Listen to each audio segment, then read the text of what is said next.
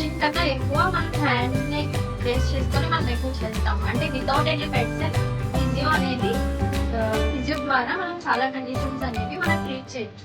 But కొంతమందికి ఏంటి అనంటే ఇంకా అవేర్‌నెస్ అనేది ఫుల్‌గా రాలేదు. సో, ఇలాంటి ప్రోగ్రామ్స్ కండక్ట్ చేయడం వల్ల మనకి కూడా ఫిజియో మీద మంచి అవేర్‌నెస్ ఉంది.